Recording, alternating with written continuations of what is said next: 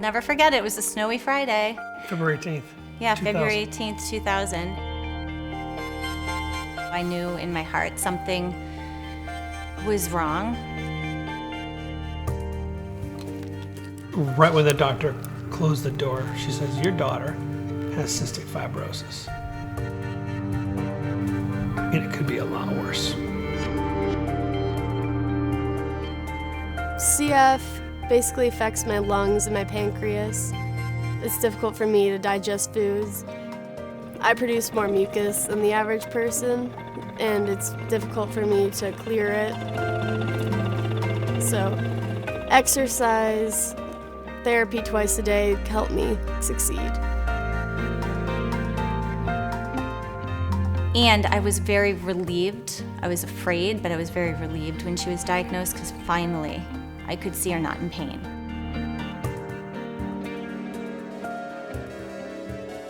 We very quickly got a lesson in humility and understanding that cystic fibrosis is an awful disease to have, and it's a challenge that we're going to rise to.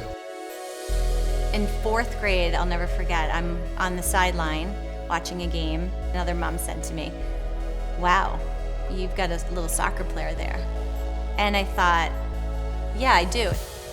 The definitive thing about Kate right away was that she was a soccer player. She had some skill and she had some ability. When we saw her early in her freshman year at tryouts, we were making a decision as to should she be a part of the varsity team or the JV team.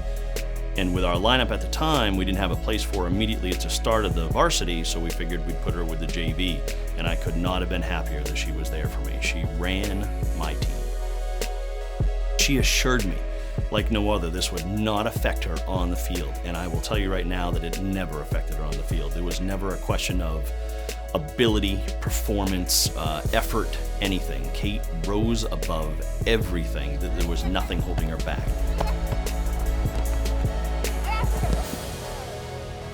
When I was first hospitalized in 7th grade, I didn't really think of it as much because it's the first time I've been here. It was kind of foreign to me because that was the first time I've been hospitalized since I was 8 months old.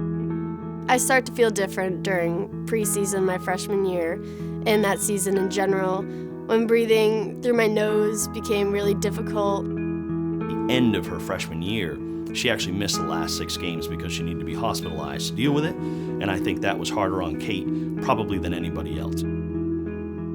It was pretty hard for her to be in there while everyone else was still going into school, and I know she couldn't get pulled up for playoffs last year because she was in the hospital, and I think that was really hard.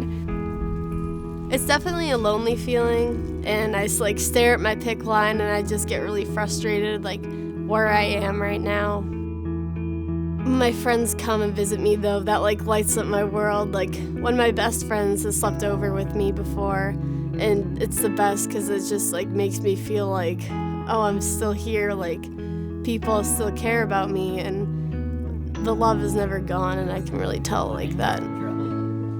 It was so important to teach Kate that CF is a part of her and it's not her, it's a gene. And she has many other attributes and talents, and CF has to be part of her, but it doesn't have to be all of her. My moment of glory was definitely when I made varsity this year. That was something I've been working so hard since I got out of the hospital in January.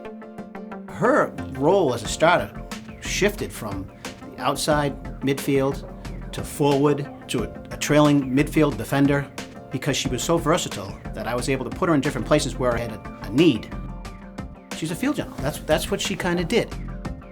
I think she brings the whole team to a different level when she starts playing on the field. I've always gone 100% when I'm on the field. I definitely relish hard work, and I love being surrounded by positive people.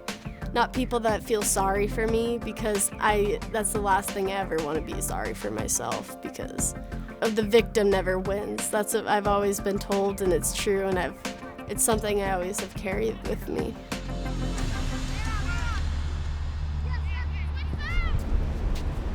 To me, I think humbleness is one of the greatest qualities that an athlete can have. You don't put all of your accolades on the refrigerator. you store them somewhere else. You store them in your heart. And this is, I think, something this girl does. She's teaching to everybody, and she does it in such a delicate, charismatic way that she doesn't ask for anything from anybody ever. She doesn't ask for sympathy. She doesn't ask for empathy. She moves forward with her challenges, and she rises above all the time. My goals for the future is I definitely want to play in college. I want to continue to have a successful high school career, academically and athletically. I think Kate's a role model that nothing is insurmountable. And I think that in every day, be it on the field, be it in school, be it in life, that you're going to meet with challenges. And Kate is the epitome of hurdling through any challenge. I don't probably always tell Kate that I look up to her so much because I'm her mom. But I definitely look up to Kate.